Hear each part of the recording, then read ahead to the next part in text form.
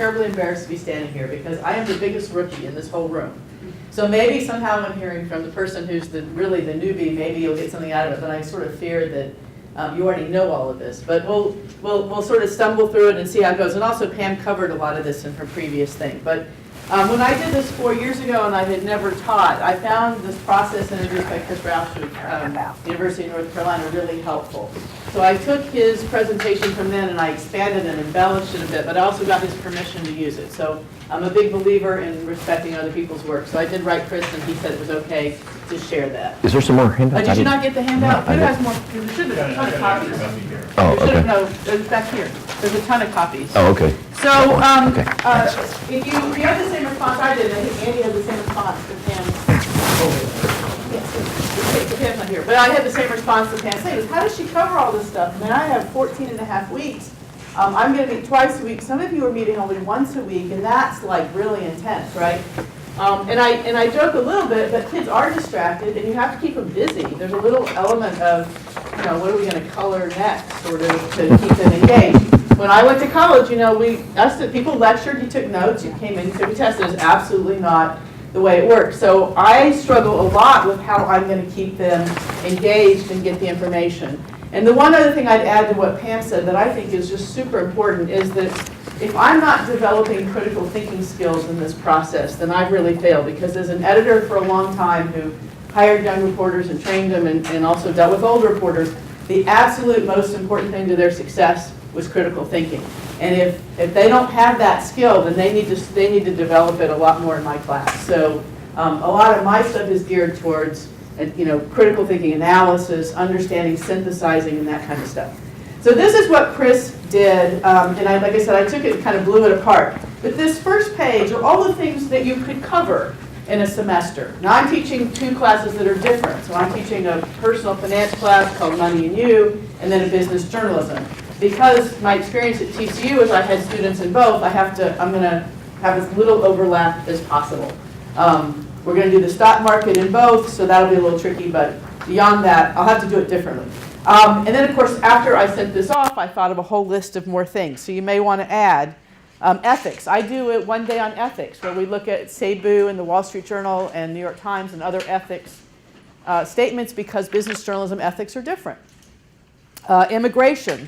Melita Garza at TCU, who teaches business journalism there and has a PhD from UNC, spends a fair bit of time on immigration. It's an interest of hers. Diversity, campaign finance. I mean, gosh, it's an election year, and Leslie just gave us this great introduction to a number of ways you could look at campaign finance. In fact, maybe I'm going to have 28 students in one class and 29 in the other. I have no idea how I'm going to do that. But maybe each of them is going to tell me about a candidate. There's, I think, 27 of them, so maybe that'll work. Maybe that'll work. Do it on the local level, congressional races. Right, that too. So I think maybe that's one way. So another way that I engage people is having them do the teaching. So like with economic indicators, they draw one and they teach an economic indicator and agency to the class. It's one way to engage them, and it's a lot less boring for me, but they're still responsible for it. So I would welcome from you all looking at this list. I mean, okay, we have the economic indicators, earnings, executive compensation, absolute favorite of mine, stock market, mergers, IPOs, other indicators like car sales, personal finance, labor and workplace issues, and then minimum wage and living wage, venture capital, the whole range of specific beats, consumer reporting, stocks, company profiles, the financial crisis. So I started my class at TCU with personal finance because I thought that was really accessible, but since I have a personal finance class, I had done an issues in business and the economy in 2012, and those kids who had been in high school and freshmen in college had no idea there was a financial crisis 3 years before. None. I showed them a Frontline documentary, and their mouths were literally on the table going, I had no idea that happened. It was stunning to me. So I think the financial crisis is going to affect behavior for another decade or so, maybe for the rest of some of our lives because it was so traumatic. And these kids need to have that historical concept. When they go to work anywhere, they have to understand that a lot of the people there were deeply affected by this experience. So I'm going to start this year with the financial crisis. I do corporate social responsibility. Those reports are hard to find, but they have information about diversity, the environment, lawsuits. It covers a whole bunch of stuff, and It's a great experience in reading reports that are full of PR gloss until you get the last 2 pages, which is where all the embarrassing stuff is about how bad their hiring is, how terrible their promotions are, the people who died in their plants last year. I love that one. Like, how many people did we kill last year? It's really frightening. Private companies, nonprofits. So what else do you have to add to this list that you all teach? Leslie. Well, a couple of things, because I teach my class like a mini MBA class, but I would say the SEC and the regulatory environment, understanding the 8K, the 10Ks, reading an annual report, knowing Right. where you find information in the prospectus, like knowing Right. the different ones. The different documents. So I didn't put that on here specifically, yeah. I also do, I do a lot with accounting, sort of like what we do with accounting, just sort of basic accounting. Yeah. And then the other one is the Fed, understanding the Fed and what the Fed does. Right. So I asked Mike, I had 2 classes at TCU, and I asked them the first day how many know what the Fed is, and not one kid could do it. And in fact, I told them nobody would pass the class until they could answer on a quiz what the Federal Reserve did. Because I said nobody should graduate college without knowing that. But I was shocked that I had 25 students and not one of them knew what the Fed was. Yeah, Randy. I was going to say, one thing to look for is the Federal Reserve Economic Data. It's called FRED for short. You can do graphics and all kinds of things on there that you can move on to your stories. And also, it's based in St. Louis.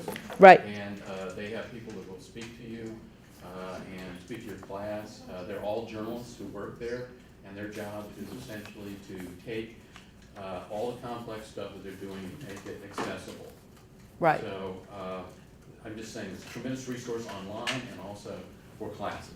Great. Yeah, and it was mentioned yesterday too, does it? Yeah. We do derivatives. Derivatives. Okay. Wow, that's complicated. Yeah. that's great. But some of the students, it's amazing. So like the students who get it, they like latch onto it and they're like, I have information that no one else knows, and they love it. And then they go apply to Wall Street to become hedge fund managers. Well, the derivatives also ties into the financial crisis. You Yes. teach in the financial crisis. Yeah, so you teach the language of the crisis, and they've got to learn credit swaps and CMOs, and yeah, absolutely. That's another one. I let them teach that. So everybody has to know, gets a term that they have to explain to the rest of the class. And then I was telling somebody, we did a 3rd grade sort of exercise. I brought a ball of yarn, and we connected each one, how the subprime mortgage became a debt obligation, which was then sold, and then, of course, the whole web, It was really, but it worked, it was effective. What else is not on here? Because obviously you can't cover all of this in 14 weeks, so you got to make some choices.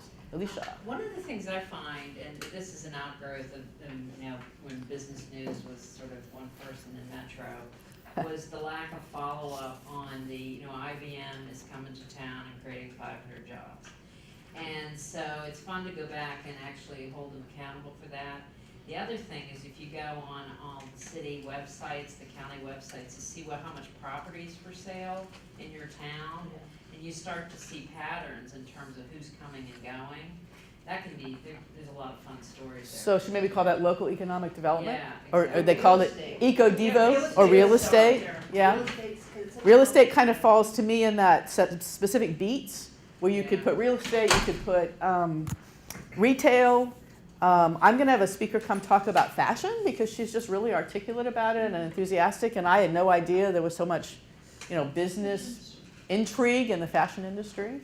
I think when you talk about executive compensation, you can tie that into the whole discussion of income inequality and the percentage of executive compensation and how that's soared compared to the average worker wage. I don't know Right. if you know, Right. There's a way to get into To the that. minimum wage, living wage issue. Yeah. Randy? Something like that? One thing is, I just wanted to, this is just right following up on your Federal Reserve thing. When you talk about commodities, so what is a commodity? Right. And what are the factors that affect all commodities? Kind of setting it up in a macro way. Right. Before getting into oil, gas, or gold. Right. Right. So you can introduce it. But you have to make choices. And, am I going to get to commodities? Are you going to get to retail? I mean, I just don't think you can cover it all. And if you do what Pam says and you spend a week or two on each subject, well then, you're just, and do you want to cover everything kind of, do you want to cover a whole lot of things or do you want to do dives? And because, again, my particular goal is critical thinking, we're going to do more diving in my class. But there's a million ways to do this. So I just offer this as a way maybe to build your own sandwich, if you will, your own which kind of thing. So so Chris sort of starts with this and does it with percentages, but I kind of want to know what I'm going to cover first. What are my priorities that I think are really important? And then the step 2, and I said 15 to 16 weeks. I guess in most cases they're 14 to 15. If you're like Amy and you're on a quarter system, it's 10. It's 10. So how are you going to break it up? And this one I think is more for the visuals. Like, am I spending, after you kind of decide, am I spending too much time on economics relative to business? I know when Chris did this 4 years ago, he spends a lot of time on earnings, and I respect that, but I think more and more that's not what reporters are doing in the newsroom. So my interest is in giving them skills for the things that they're going to be sent on assignments with, especially in the first few years. That's why personal finance is super important, because I think a lot of young people get routed that way, although it's super complicated if you've never had a mortgage, right? You've never had a loan, maybe I guess with student debt you do, but it's super complicated to understand a 401k if you haven't even like set up one up yet. Yeah, Randy. Well, one exercise I have the students do, I give them each a city and say, you're moving there, and I have them create a budget on everything that they would possibly need. Yeah. And they have to research it and do and figure it out. So it's different. A lot of them, it's the first time they've ever written a budget. Right. Done a budget. Well, that's why I say, what do you think you're going to make? Oh, 30,000, 35. Okay, let's see how you're going to pay your bills. What's that car payment going to be? What's your rent going to be? Wait, we don't have any money left already. And what are you going to eat? So we do that. Taxes, I know, right. I love the taxes one. My kids, when my kids were in their 20s, when they first went to work and got their first paycheck, the phone call. What is this? It was great. It was awesome. I just, Andrew's standing there with the book in his hand that. I was going to say something, but I was Yeah. going to wait till she was done. But the one thing I get complimented from students, if you like compliments from students, Yes. this book, this is. It's out of Guide to print. Money and Investing. It used to be the Wall Street Guide to Money and Investing. It's by Virginia and Kenneth Morris. And I used to require this, and then I quit doing it. And I took a group of students to New York, to the New York Times, and the one graduate who wrote the stock story for the New York Times came up to me and said, Andrew, one of the best things from that class was that this book, I use it every day when I write the stock story. Yeah. And all my students looked at me like, what book? Yeah. And then from then on, I always require it. I required that, it's really good. It's not out of date. It's out of print, isn't it? It's out of date. No. It's They kept it up? 2015 edition. All right. And it is, what's nice about it is, it's sort of illustrated, but it is, even for someone writing, if they want a quick, elegant way of reminding yourself. There's many things we talk about that we think we know about, but this book is good, and so many students have told me how much they appreciate it and they take it with them through their career, even if they're not business journalists. It's good. And Yeah. It breaks down how the stock market works, how the bond market works, how the Fed works. It's very I graphic. use it as a reference when I'm putting together, slides and PowerPoints. It's user-friendly. Yeah. That's the one. Yeah, and again, it's Guide to Money and Investing, and it's by Lightbulb Press, and it's not that expensive, and it's very concise. Which version do you have? Well, it's got a 2012. They're smart, and when they updated it, they add some things, but it's still the same groupings, because some books, when they redo them, they completely change. And so nobody can ever buy a used book. You can buy a used book in this, because some of the things they've changed are more minor things that aren't the big things we do. And you talked about a book. Do you remember the name of the book that you said was How to Speak Money, John Lanchester. How to Speak Money? John Lanchester. It's a fairly recent one. It was written after the financial crisis, and it's sort of, the first part of it is kind of an essay about why nobody understands what Wall Street people and bankers are talking about most of the time, and the second part is just a glossary, and it's terms you need to understand if you're going to get into this stuff. Yeah, it sounded good to look at. Lanchester, John Lanchester, came out about 2 years ago. It's fairly new, so it's still pretty current. So just breaking this down some more. So you've looked at kind of how you're going to break down your semester, right? Economics and business reporting, and that helps you sort of focus on what the assignments are giving. And so then the next is the assignments. And there's so many ways to do that. You saw Pam does an IPO story. I did an IPA story when Facebook went public, but I may or may not do it this year. I haven't completely decided. Somebody recommended this in 2012, interviewing a minimum wage employee, and that was a really successful assignment in my group.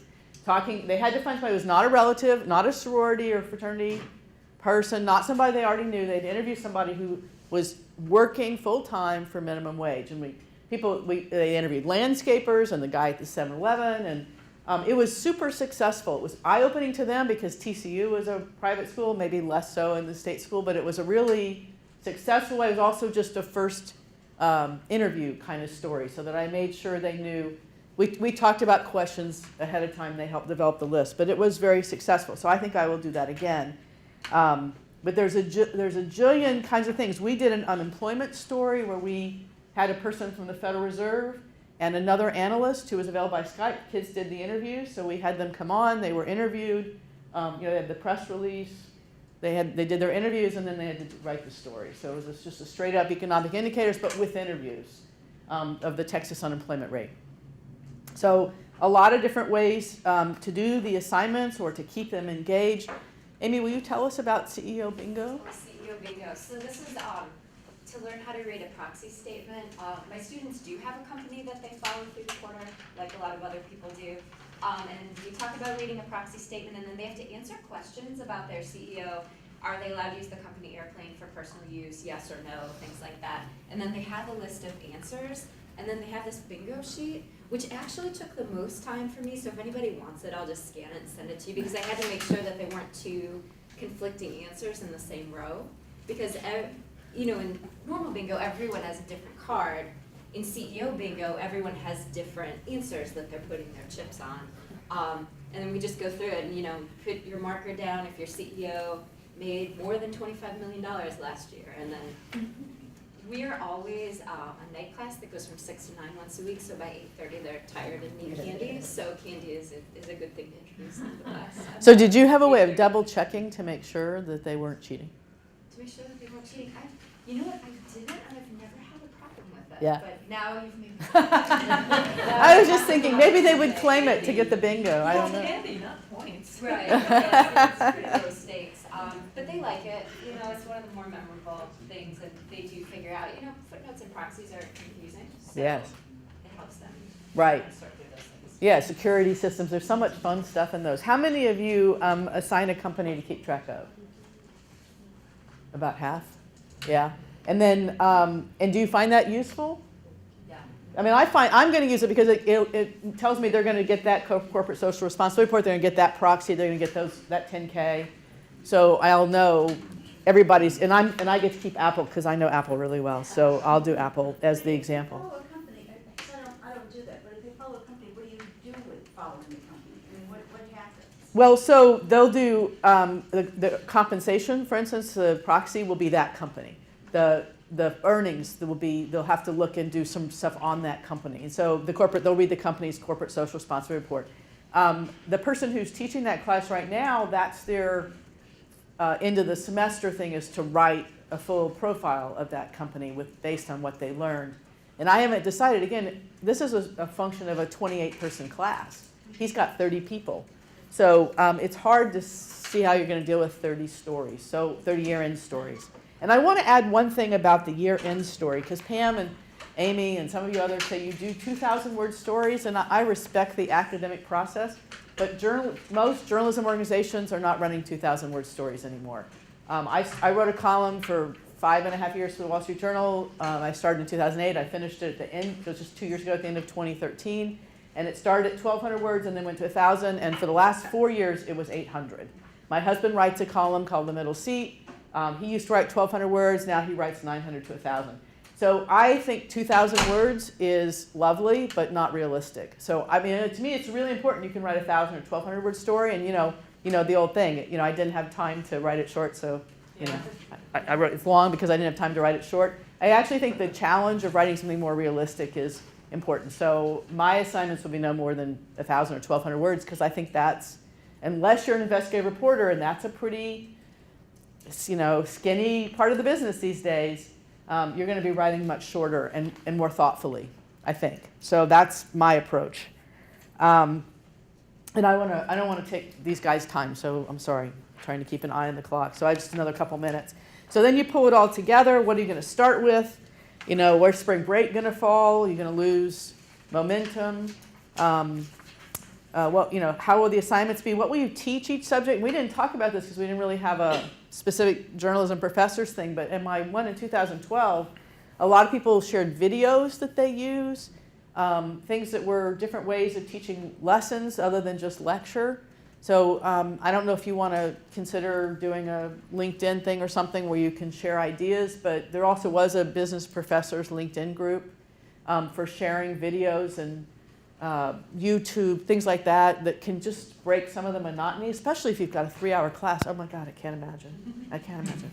And then speakers. And so I actually, the Reynolds, Keith and I have some Reynolds money to bring in speakers, which is this huge, lovely thing. And I made this huge list of all the people I could bring in. And I was like, oh my God, how do I decide? And then, I realized, let's look at what I'm teaching. Let's see what I'm teaching and bring in speakers who will illuminate what I'm teaching. Yeah. So, you know, think of the speakers as not who you know and could bring in, but who would illuminate these things you think are really important. And then grades. And I find this really vexing as a rookie. Yeah, I've talked to a number of, I wasn't a journalism student, so this is sort of a different thing to me. A number of journalism students told me they never took a test in a journalism class, but I'm going to have 28 kids. I think, I also want to be sure they understand the vocabulary, so I'll probably do a midterm of some kind, but not a final. There'll be a final paper. And I'll add, you need to ask if you're new, and I don't think any of you are, but you know, at TCU it turned out you had to do something on the exam day, even if you just had them show up and wave at you. There had to be, it was a requirement. And nobody told me that. So I had these big year-end stories, and they were all geared to being done at the end of class. And then I had to think of something on that exam day. So you need to know what your school's policies are, especially if you haven't set foot in there yet, or if you're changing places, to think about what the requirements are. And Pam suggested, I think it's a good idea, that the writing assignments are at least 50% of the grade. Chris broke it up with, you know, the sort of interim things, the final project, how big is that going to be, and then other things, whether you do a book report, class participation, is attendance going to matter? You know, these quizzes that you have, current news events quizzes, do they matter? Instead of doing that, I had contests. So we had an unemployment contest, and they had to guess the unemployment rate. You know, you think they were seniors, you think they'd care, right? But so they had to guess it, and if the one who got it closest got a candy bar or a Starbucks card or something like that. So it was a very small investment, was something to get them to pay attention to some of these things. And then in the syllabus, and I get those of you, because again, I'm sorry you guys know all this, but I am shocked as a newbie at how many pages of required material there is in the syllabus. I think TCU gave me 16 pages of type. I got 9 from UNT, Americans with Disabilities Act, plagiarism, requirements, things about requirements, and seem to have nothing to do with this class. The grading matrix, right? So if you're new to a school or whatever, you need to ask them for what the required portion. I have to say, at TCU I didn't know, and I had to ask, embarrassingly, you know, I found out sort of the last minute. The lovely people at UNT send it out each semester to the professors, for which I'm incredibly grateful, so I already have it. But it is really like 9 pages. And there's parts where it says fill in here, you know, and parts that say do not change this. So, but you all already know that. You know, grades, students really care about that. It's hard to keep up. I found it hard to keep up the first time, and to keep it posted, understanding their software. Oh my God, who writes that software? Anyway, understanding the new systems, which you often don't get trained on, is challenging. But again, all of you are experienced with your universities, so you've already done all that. So, anything else that I missed in terms of is this anything useful in terms of constructing what you want to do? I just am very linear, can you tell? Mm-hmm. So it's helpful to me to have a linear way to approach it. And then just the Chris Rausch textbook just was not, first of all, it was super expensive. And I got a lot of pushback at TCU where a lot of the kids work and are on financial aid. And I was even more worried at a state school about something that expensive. So, and it just also didn't talk to me. So I'm going to use a best business writing. Keith says he's using the 2015 version. But I chose this because it has the Apple in China employees story, which is one of my favorites, and some great stuff about the financial crisis. And it is long form, but there's a lot of interesting stories in here. So we're going to read a lot of stories.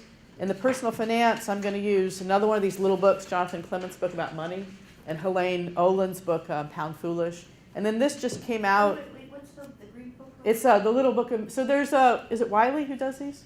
Wiley does this whole series of little books. John Bogle has one about mutual funds. It's terrific. The Greg Itt book that she talked about, the little book of economics, looks just like that. It's got a gold cover. And I looked at that one, the little book of Main Street Money. The Greg Itt book I thought was good, but it just started out like assuming you knew some things that I don't think, unless you had a different dinner table than most, and a lot of kids just won't know. Because they're written for adults, they're not written for students. And then this just came out. It's from Jason Zweig, who writes a column for the Wall Street Journal called The Devil's Financial Dictionary. And it's a humorous approach. I'll pass it around if you want to take a look. A humorous approach is not, I was hoping I had to sort of choose it before. It doesn't have as many of the financial crisis terms as I hoped it would, but it does have an awful lot of Wall Street terms, and it's, it's stuff like, I'll share one, annual meeting. A yearly gathering at a hotel serving bad food and stale coffee somewhere near an airport at which the company's management gilds its results and pretends to listen to the wishes and grievances of the people who own the company. So I think it'll provide some opportunity for discussion, and it's not very expensive. So, we can do questions at the end, but I think that's enough. And I brought cards, because I'm like that kind of person. So if anybody wants to exchange cards or wants a card, I'm happy to share. My name is Cassel. I disagree with Karen saying that she's the newbie in the group. I am more of a newbie than she is. I was thrown into this game a year ago when Penn State offered me the chance to be the Reynolds visiting professor of business journalism there. So this actually should be, we were Penn State. Is that past tense? Using the professorial we.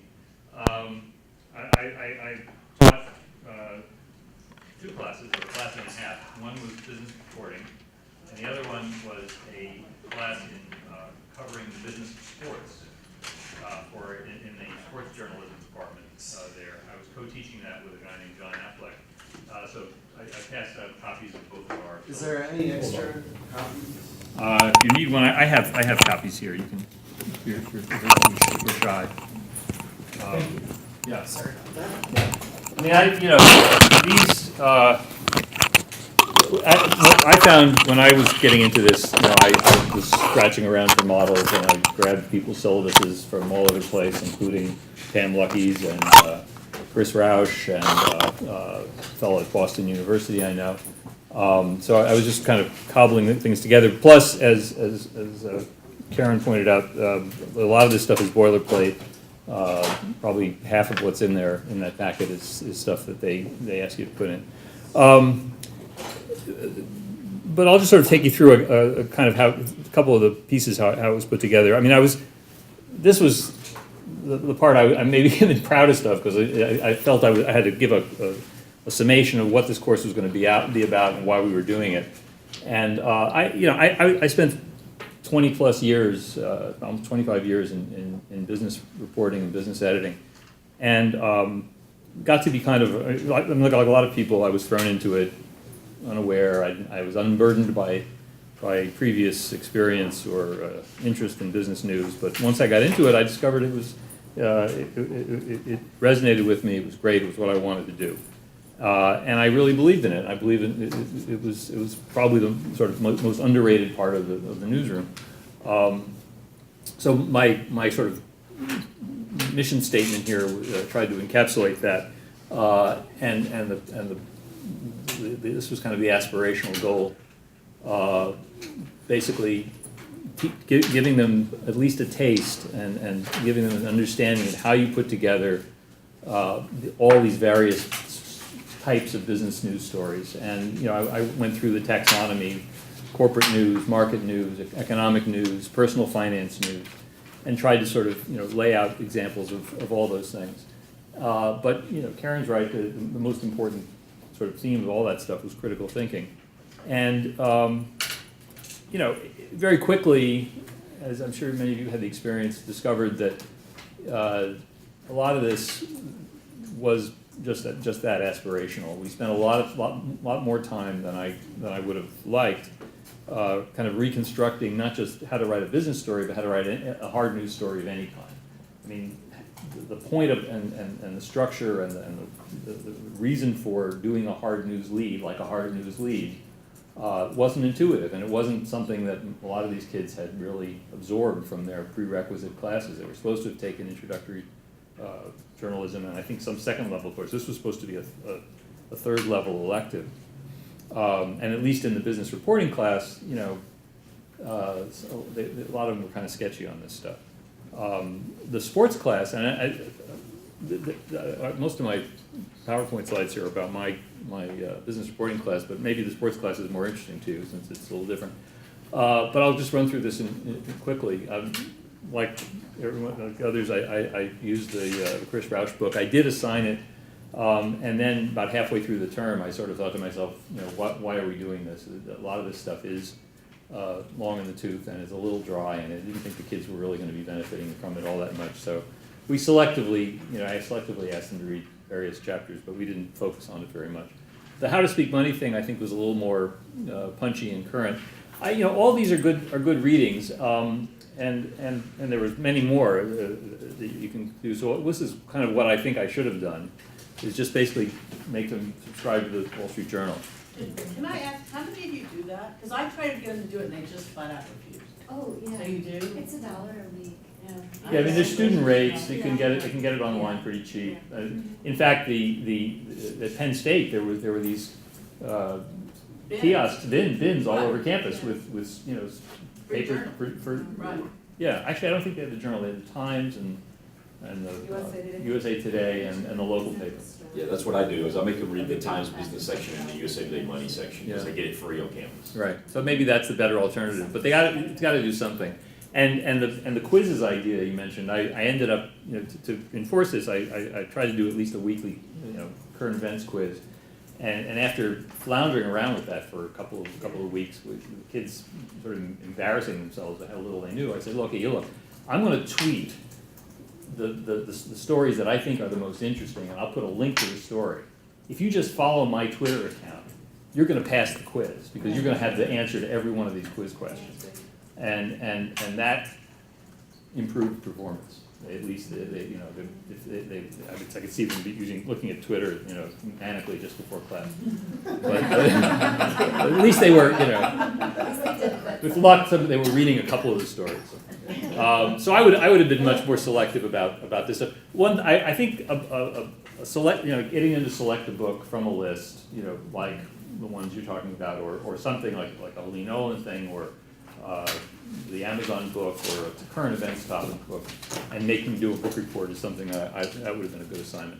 So this was the schedule, and you can see it. It's on the printout thing, but the point of it is that it was pretty squishy. I mean, I set it up because I needed a framework, but very quickly things began to deteriorate. Let me go back.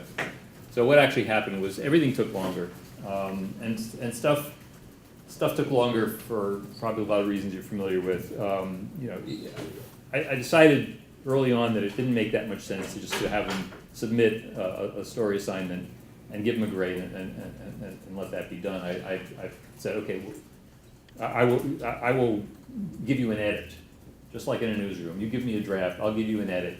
You make the corrections, and I will grade you on the second submission. It will be a combination of how well you did in the first place, plus how well you responded to the suggestions that I made. Yeah. How did you, so I've done that with students, and some of them take it seriously, and some of them are like, well, I'm gonna sit there and edit with you anyway, so their first draft is not always what I think it should be. Did you run into that?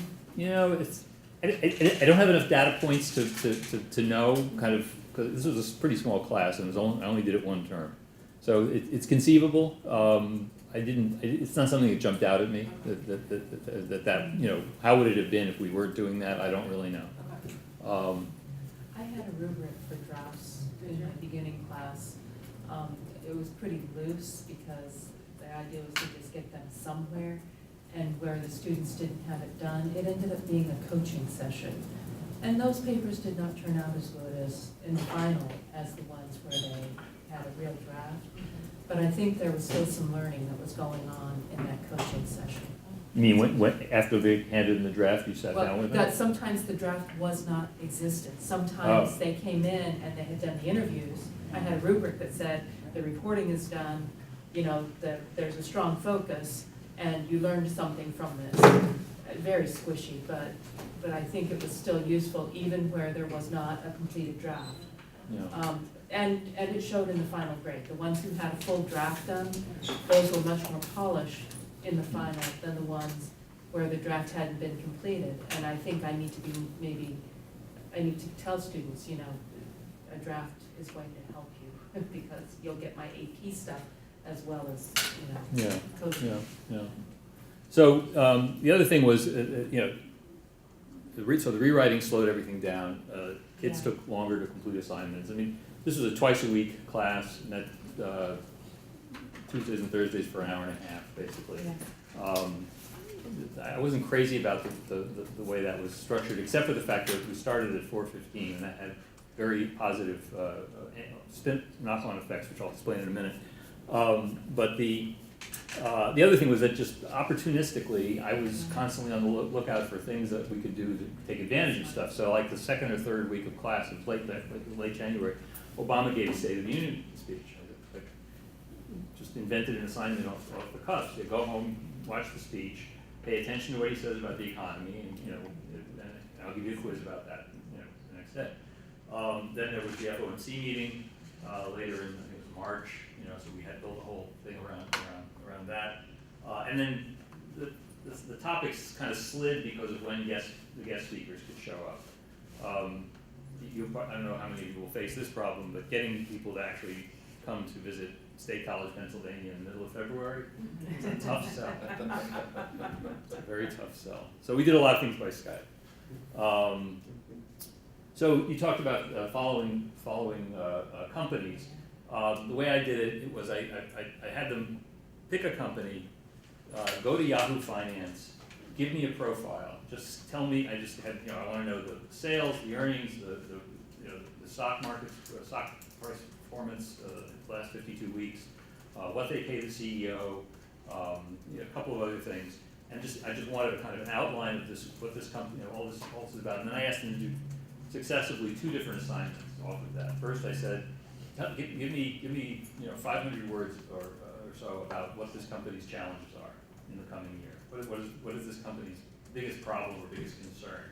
Is it competition? Is it new markets? Is it the overall recession? Whatever how is this company going to?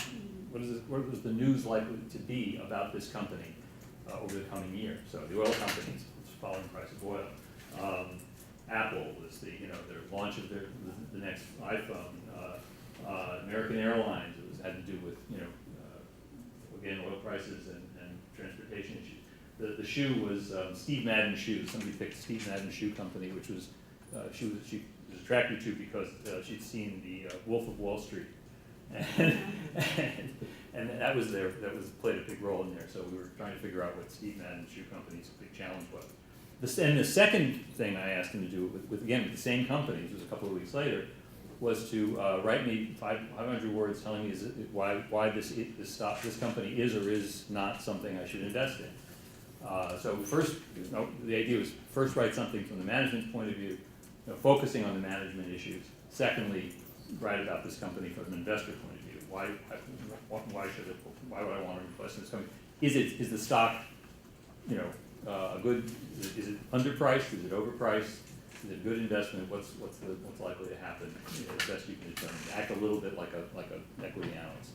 So did you require those in journalistic style with interviewing people and getting quotes? Not interviewing. It was basically them looking at the company and its published documents and just trying to do kind of an analysis piece based on what they could find. I wasn't requiring interviews on that. Not that idea. So this and that leads into the stock market thing leads into the second assignment that worked pretty well, I think. Penn State has a really good business school, and we heard earlier about the Bloomberg terminal thing. I wanted to get the kids exposure to a Bloomberg terminal, so I went over to the business school, and it turns out that Penn State, not only is it a business school, they have a investment fund, a student-run investment fund, called the Nittany Lion Fund, which has real money. It's about $8 million, and every year a class of B-school students are assigned the role of investment managers, and they get to make decisions about what stocks to buy and sell. And they have a trading room, and the trading room has all these Bloomberg terminals, all these terminals in it. So I went over and talked to a guy there and said, "Can we come over and have a field trip and look at your Bloomberg terminal?" And he said, "Yeah, you can do that, but I'll tell you, if you really want to do this stuff, Bloomberg terminals are complicated, and they've only got a couple of them here. You should get your kids set up with FactSet. That's what we do." So FactSet is a financial information service, a kind of a distant competitor to Bloomberg, and they have a package. I don't have the whole thing. You can download their demo. This is kind of what their main screen looks like. That gives a bunch of financial information comparable to Bloomberg, not as extensive, but you get real-time market movement, stock prices, bond prices, commodities prices, charting capabilities, corporate earnings releases, top news as it's happening, profiles of companies, and it's like a fire hose. It's sort of like the Bloomberg thing. And through this B-school contact, I was put in touch with somebody at FactSet who said, "Yeah, we have an academic package. We'll set up your kids for free. They'll get access to the software. They can put it on their laptops, and you can do whatever you want with it."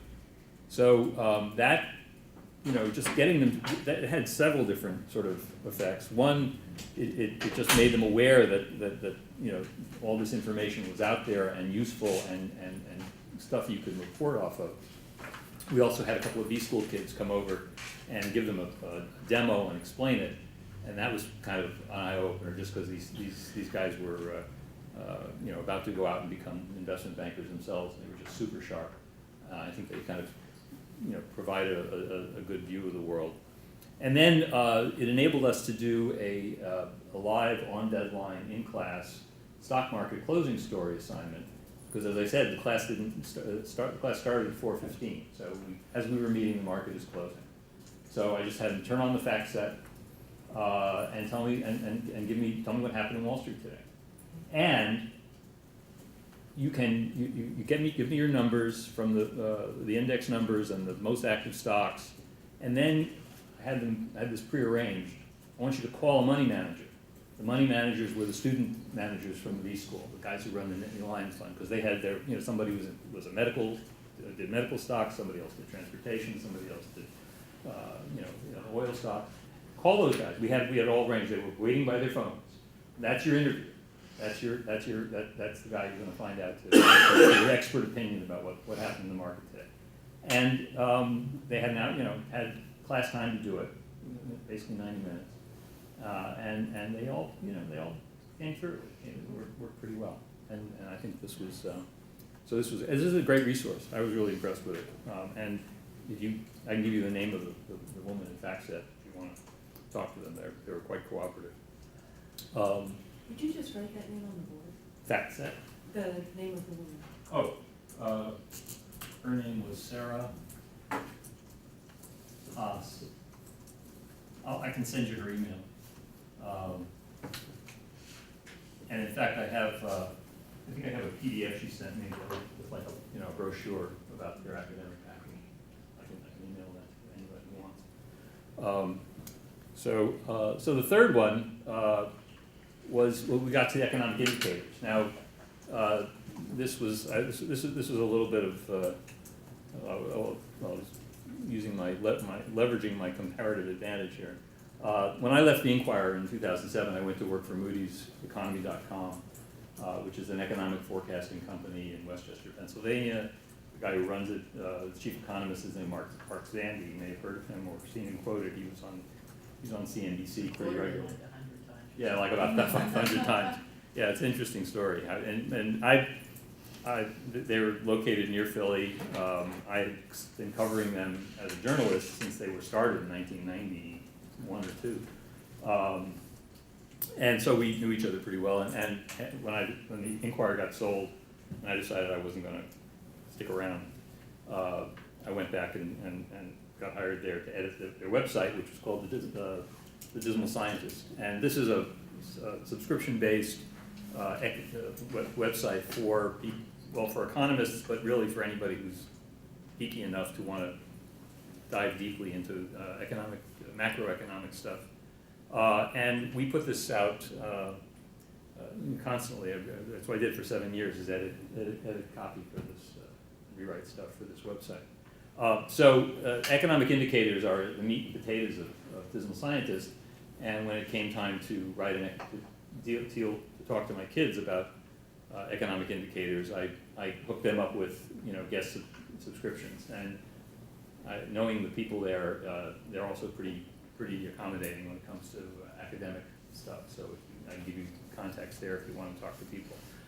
It's a vast trove of material with real-time data, analysis, daily kind of. We're writing like little daily blurbs. I always wanted 300 words. Some people wanted to write 800 words. But updated constantly, watching the Fed like a hawk, paying attention to everything going on around the world. We had South America, we had a bureau in London, a bureau in Sydney, doing European and Asian economics. We had guys in-house who did Latin American stuff. So it's a great source for global economic news and data. And so trying to sort of plug my kids into this, get them to pay attention to it. So we did a breaking economic indicators story. Again, class meets at 4:15. The consumer price index had come out that morning. There were 2 or 3 other house price indices released. And I basically said, give me a daily economic indicator story. And we discussed in detail, what is the consumer price index? What does it mean? Why do people pay attention to it? How do you look at the data? What are the important numbers? A lot of time on stuff like the difference between percent and percentage point, which that's important, and even the economists at moody'seconomy.com get it wrong on about alarmingly regularly. And so that turned out to be a pretty good daily assignment too. The kid, in general, deadline assignments seem to be popular, and I think probably for the same reason that daily journalism is popular. You go home at the end of the day and you're done. It's a great relief to be finished when you've handed in your piece. This is I'm sorry. This is free. This is not free unless you ask for it. They actually charge an alarming amount of money for this this service. It's something like I think it's like $700 a year just to get in, but they have one of the keys to this company's success has been they're very agreeable for media access. Basically, they'll give a free subscription to any reporter who calls. And as for classes and journalism teachers, they probably will be very accommodating as well. They'll give you a temporary sub for 3 months or something. Let the kids get in there and poke around. And there's quite a lot of stuff in there. It's not a bad site, if I do say so myself. So we also did a bunch of stuff that I wasn't so happy with, and it depends on what day of the week. We did a series of small business profiles. I asked them to go out and find a local company, give me a profile. And part of my mission had been, this was in the Reynolds contract, I was supposed to work with the local paper in State College to get them content or somehow be a bridge between them and the business journalism program. And they had the Center Daily Times is the local paper there. It's pretty thin these days, and the business news department was one guy who was kind of struggling. Anyway, I got these things published there. They were just little profiles, and if I were doing it again, I would be much more explicit about kinds of companies they could and couldn't do. everybody went out and talked to people in restaurants and coffee shops and clothing stores. And they all kind of read alike, and I kept thinking, well, doesn't somebody want to talk to an accountant or a construction firm or find a manufacturer somewhere? We talked about the biggest private company in State College is actually AccuWeather, which is a hugely successful enterprise, but also it turns out a hugely uncommunicative one. They are private. They talk to nobody about nothing ever, and not even students. So that was kind of an unfortunate failure. But anyway, we got. I mean, as far as doing these, I was not crazy about the results, but the kids really, I think, got something out of seeing their stuff published. So there was some benefit to that. Yeah. Yeah, like I think a lot of us do this where we, send the kids out on local businesses, and I think it's really good because I think they should get out and just get out there and interview.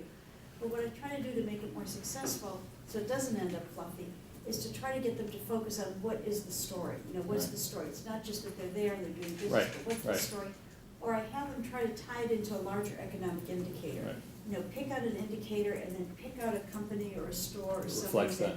that reflects that. So I Yeah. try to get them to, so that there's actually a nut graph in the Right. story, Right. Yeah. And that's the hard thing, is to go out and, does it reflect a larger trend? Does it reflect, Right. I try it with the economic indicators. I try to have them have an economic indicator in that story. Yeah. I mean, I put all this stuff in my throw this in the category of my rookie mistakes. I mean, this is stuff that Yeah.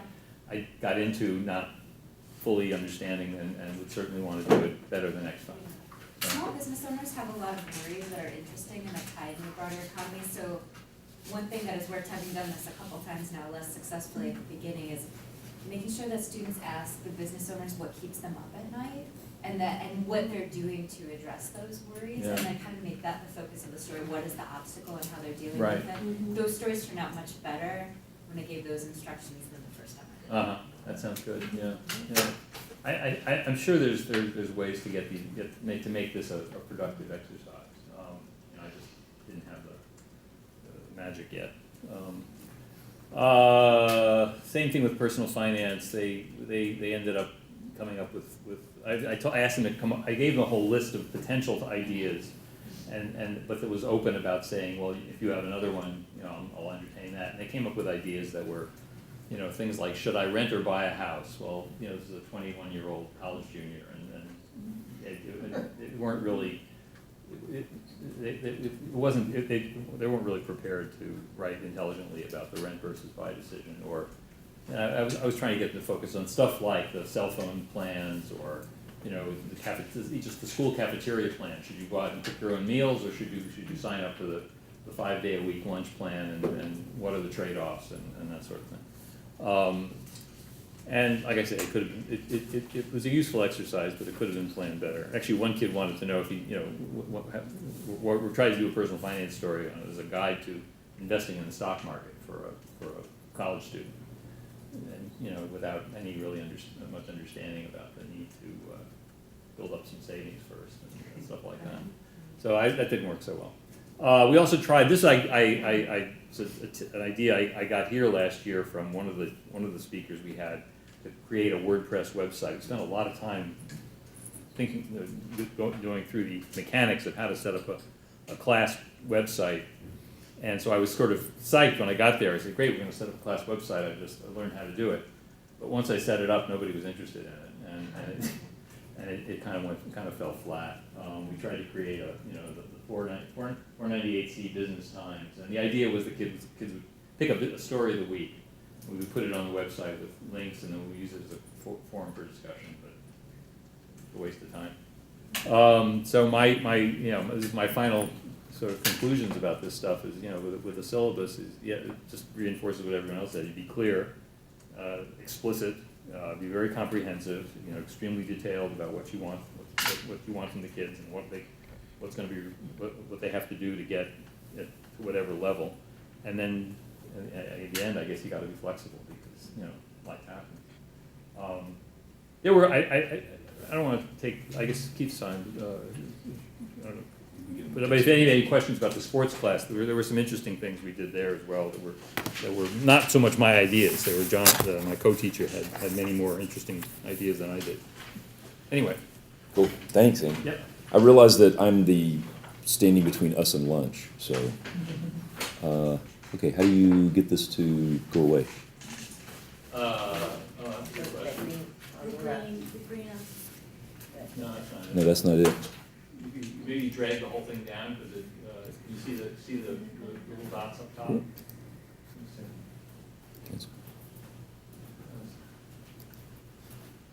Get rid of that, let's see. Because I gotta find mine, it's Yeah, supposed yeah, to be well, let's buried move- under here. Will this not move down? Nope. Oh, here we go, okay, so Okay, let's get rid of yeah. this. And yours was That one, yeah, this one? yeah, that's it. Okay. Cool.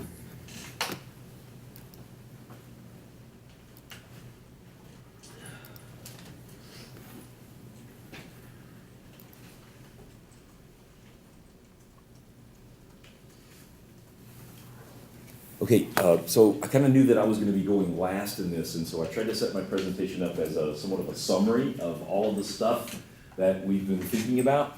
And so I call this leverage, using existing resources to create a killer course. Because I think what we've learned in the days that we've spent together here is that we're not in this by ourselves.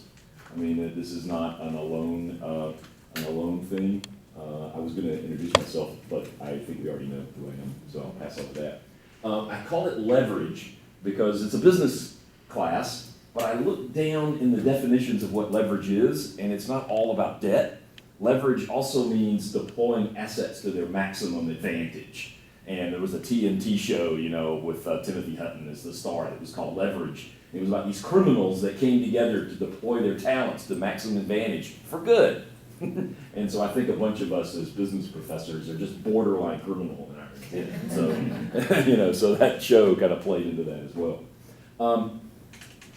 When I teach business classes and business journalism, I talk a lot about OPM, other people's money, because that's really what business is. If you're successful in business, it's about taking other people's money and making it your capital so that you can grow your business.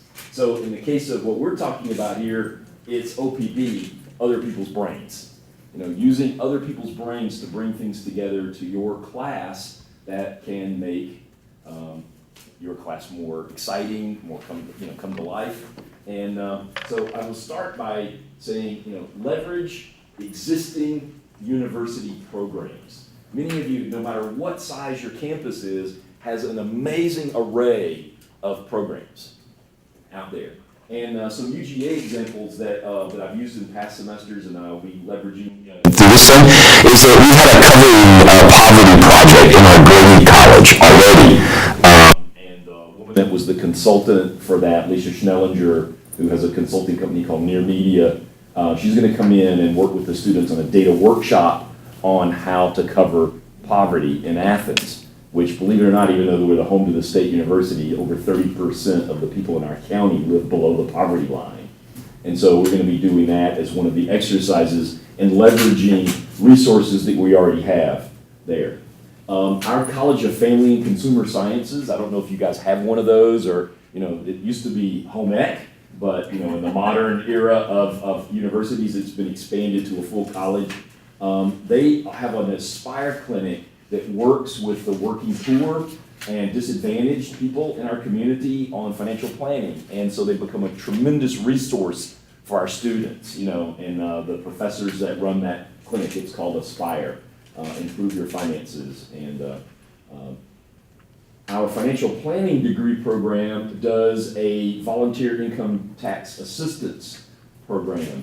And the faculty that runs that you know, we'll be setting that up in about February, and it gives students a place to go to interview real people about taxes and what's going on. And it's, you know, so you can look around in your community. It may not be something that your university is doing, but these are real world programs that exist that we're leveraging for our advantage in that. Leverage community resources. One of the things I've heard people mention about getting the students out. Well, I feel it's very important, particularly in the types of jobs that our students from the Grady College will be going into. In many cases, it's small to medium markets, television, radio, newspapers. Economic development stories are very important. And many of our kids are from suburban Atlanta where their parents have been in service industries. The idea of a factory, they have no idea what that is, you know? And, but they also have an outdated view of what a factory is. So one of my assignments this semester is that we're actually going on a factory tour of the Caterpillar plant in Athens, Clarke County, and explain what robotics are and what that means, and that half of the jobs in the Caterpillar plant are logic controller operators. They program the robotics, and they're doing logic control, and they have to understand how to program in Rockwell logic control languages. These are not your typical blue-collar factory positions, and our students don't get that, and so leveraging that factory tour and going in there, and then one of the plant managers is going to come into class later and do a press conference. So they'll do the plant tour, then they'll come in and they'll have a press conference, and they'll write an economic development story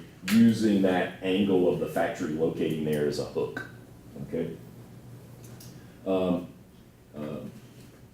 We have a significant number of business incubators there, and it gives us a great chance to talk about innovation and stuff. The university has something called the Innovation Gateway. Some of your universities may have those kind of things that are actually serving as entrepreneurial incubators in the community. There's something called For Athens, and so that's an area where the students can go get ideas for small business profiles, and they can talk about, you know, something other than the local coffee shop.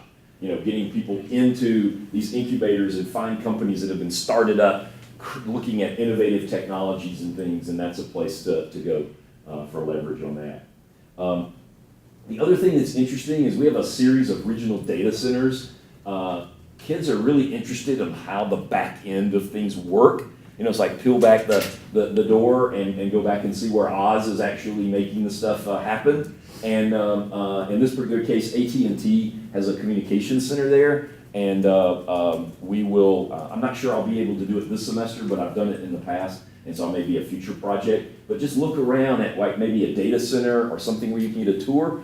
I think students are surprised at what it takes to run the back end of the web, you know, and what are some communication centers or what are some co-location centers, and a lot of those will work with universities to do student tours. They like to see, you know, what's happening. At one point, I took a group of students to a co-location facility in Atlanta, and they were able to say, okay, this is the server room for this company, and they were like, wow, okay, you know, so when you click on that company's website, it was actually hitting that box, you know, in that room. And so that's kind of an interesting way for the students to learn some of the back end of technology. So just think about what's in your community, what might make an interesting visual experience for these. I used to cover agriculture in Georgia when I was a young reporter, and I thought at one point I would take the students to a poultry plant, and then I decided no. Because after I went there for the first time, I didn't eat chicken for about 2 years, you know, and so you have to be clear, you know, kind of what experience do you want to take your students to. A food processing plant, probably not the best idea, unless you're prepared for a lot of barfing, you know. So, also, don't forget the journalism organizations. Leverage journalism organizations, particularly this one, that is invited, you know, the Reynolds Center has all kinds of stuff. The Guide to Business Beat Basics is an essential piece of a course.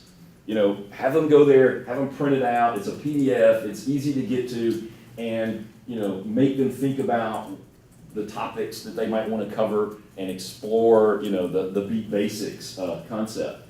Also, there is the How to Cover Money podcast, and our students are really into podcasts these days. They love it, and the way that the Reynolds Center has put that together, they're very easily accessible. They're only 10 to 15 minutes. Sometimes I play them in class, and then discuss the stuff, and then sometimes I will assign it and they'll have to listen to it on their own. But you can play with it either way. They're very good. And the basic one about, you know, the setup, the first 2 or 3 in the series are, I believe, essential kind of pieces to kind of get the students engaged in what we're talking about. So leveraging these resources. The Society of American Business Editors and Writers, Joanna Ossinger from Bloomberg is the current president. You know, Randy was here earlier, was on the board. They're actually based here in Phoenix, and there's a lot of different programs and teletraining and things that you can do. A student can join Cebu for $10. So I make the students join Cebu. Instead of a book or, something, I require them to become Cebu members. And for $10, I mean, it's kind of a no-brainer. And it makes them feel like, oh, we're part of the profession. And I say, look, you can put it on your resume that you've had a business journalism course and that you're a member of Cebu. And it really, really does, so help. We took it a little step further in our schooling. We created, through our Cox Institute, a Cox Cebu Fellows training program, and 3 to 5 of our students win this fellowship, which includes an all-expenses-paid trip to New York for the fall conference. Cebu might be willing to work with you on something less, that you could do something in your own market and maybe have a Cebu member come and be involved. So there's some different ways to think about that.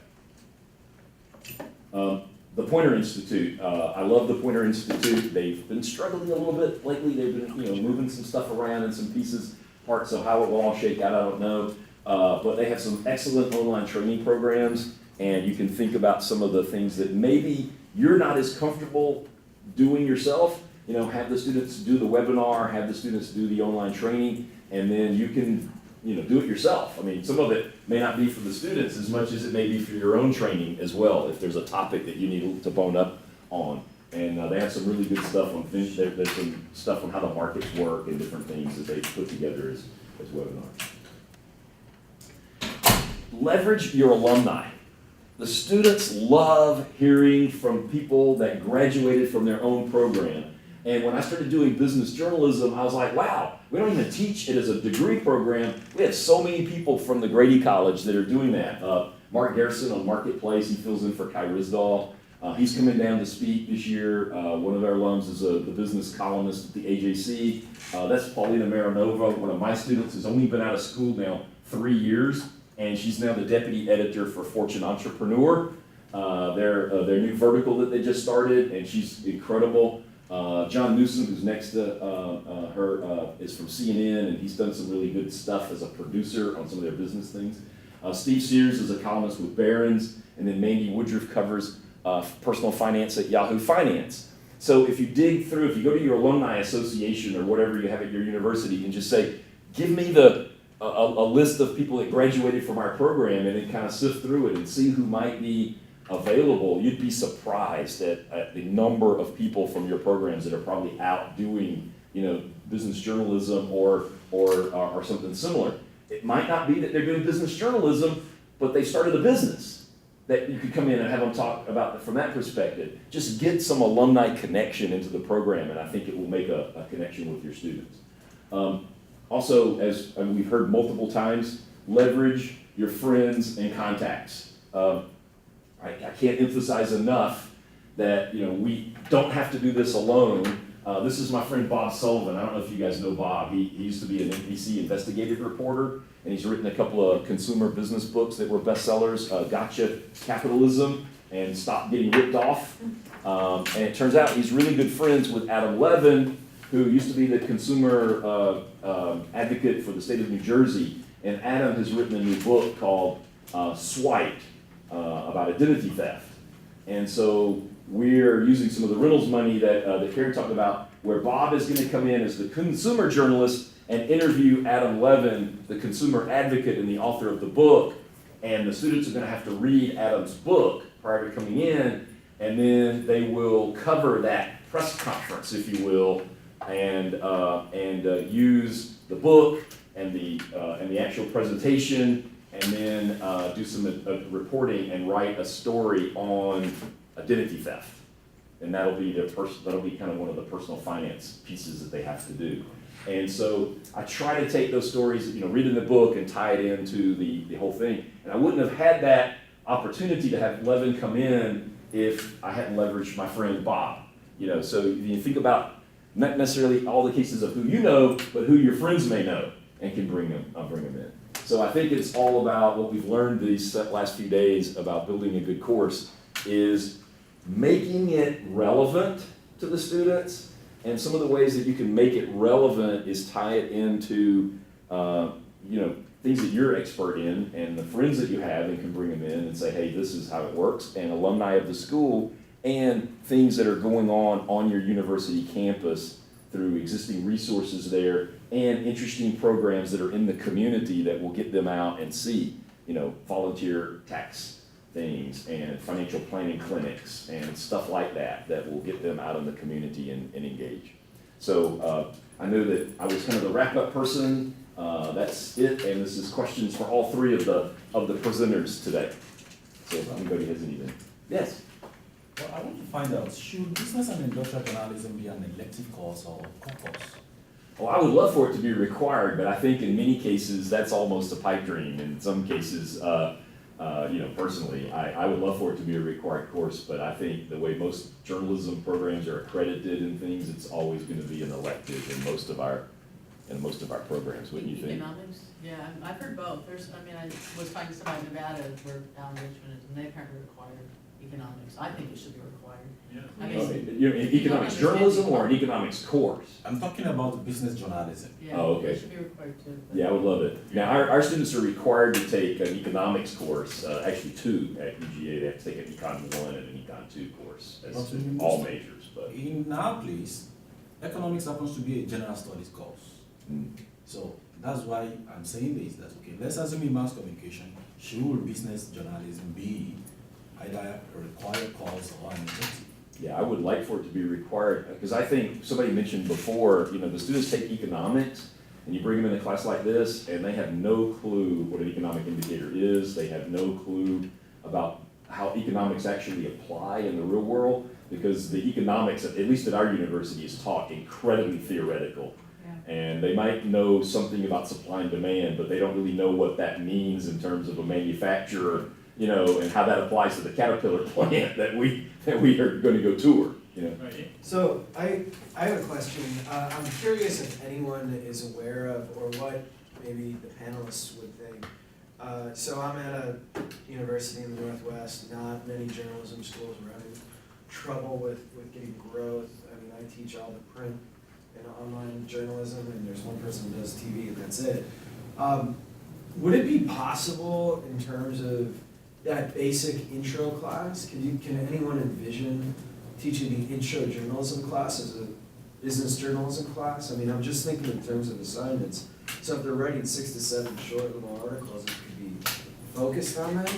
I think so. I think you could do like a technology story, a small business profile. Those are kind of stories that in my opinion, transcend business journalism and go a lot of different ways. They ought to have some exposure to dealing with numbers, whether it's whether it's strictly a business type story, or it could be health related, or it could be government policy related. But there ought to be some basic piece of it that forces them to look at some numbers and make sense of them. And become comfortable with numbers, Yes. just so they're not intimidated by numbers. Right. And it could be even through sports. Right. Sports is a great Sports, vehicle. or through campaign finance or something Right. that. Public affairs and something. I'm teaching our intro business reporting class this quarter, and I sneak as many numbers in there as I can, but there is a numeracy assignment. And the enterprise assignment, which is the last assignment, is built around a set of numbers. So your business reporting class is a intro. No, it's the level intro course? reporting class that I try to sneak in as much business reporting as I can. Okay. One of my colleagues did a really interesting assignment in another class. It was not business journalism, but it was to get numbers in the class.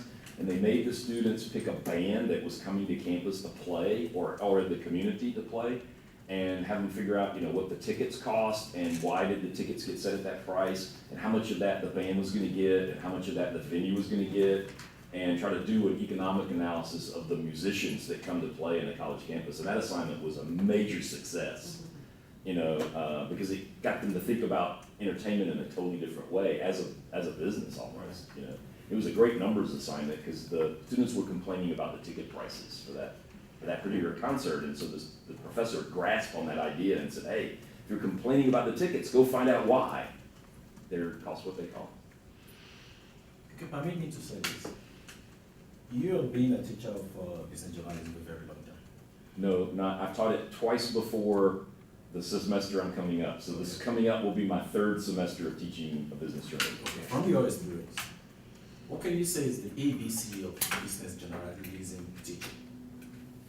Getting the students to interview real people about what Amy was saying about their pain points. Yeah. If you can get people to talk about why they are concerned, whether it's an executive or a consumer or whatever, I think if the students can get out into the community and talk to people about what's important to them, then it will help the students connect why this is important work. We have to teach the earning stuff. We have to teach some of the fundamentals and the basics. I think ultimately it's about getting the students to understand that the numbers connect to real people. And that would be the A is the interview process, the B is the critical thinking that can connect that process to the numbers, and C is the accuracy to determine that they're doing it right. So if I had to break it down to an ABC, that's it. My thinking anyway. Yeah. I was wondering if anybody's had success with using FOIA requests in any of their classes. They're such a good source for stories, but they take forever and they're Yeah. unpredictable. Has anybody So had any luck with we had that? one experience with this. Okay. So I like to use the university's financials. Yeah. I just think it's hilarious, right? Because they're like, no, really? Tuition's only expert, whatever. Yeah. So I like to use the university financials. Well, TCU said, we'll release our 990, but we don't do a financial statement. We don't do a financial statement. And they insisted, so we tried to FOIA it and we got nowhere, but it turns out we did a program here that was required to do a webinar on Emma, the municipal bonds. They had sold bonds to build their enormous football stadium. And as part of their municipal bonds, they had to put a financial statement. So we found the financial statement through Emma. And we're able to pull that up through the municipal bond website and look at their annual financials and compare it to the 990. It had, of course, more details. But we tried it. We did try a FOIA on them. We tried a FOIA on something else. But, it does, the 30 days clicks by really fast. So, and they don't always. So I've used FOIAs for like old SEC documents and stuff, for like Walmart's IPO or Apple's IPO.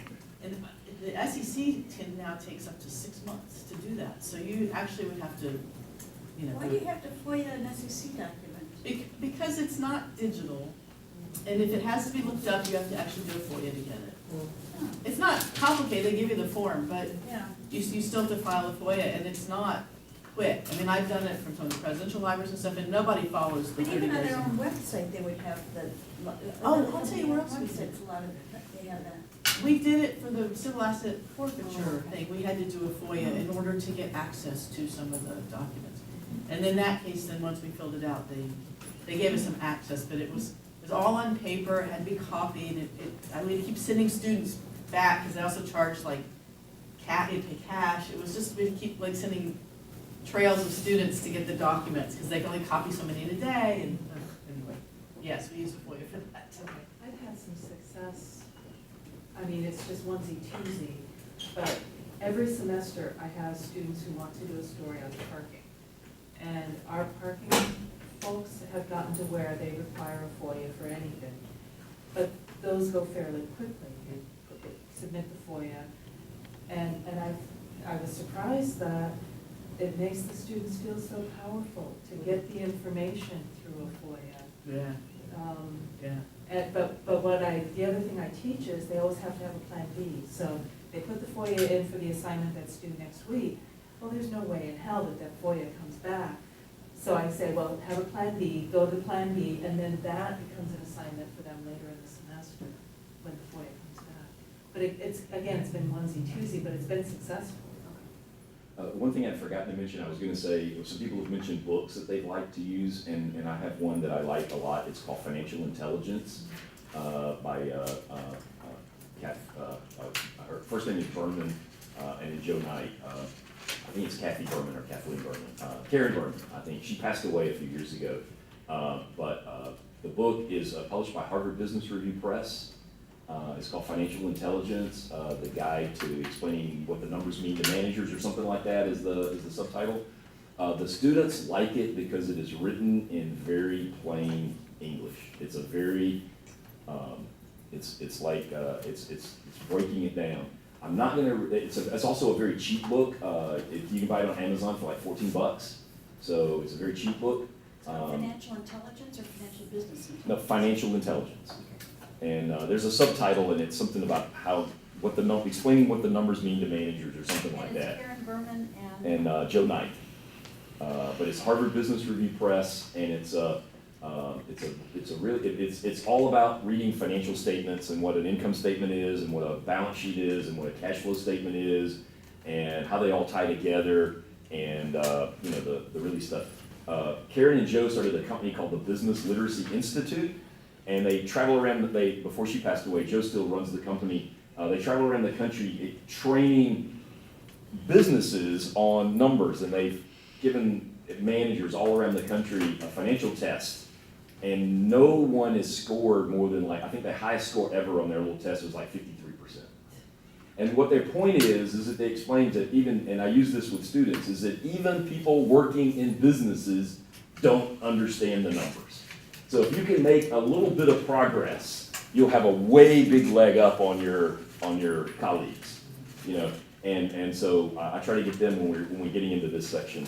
So it's such a cheap book that I make them buy it, even if we don't use all of it, just because it's a great reference tool for them to have. At $14, they can afford that. So anyway, right. I know we're out of time. We are. It's time for lunch. Thanks, guys.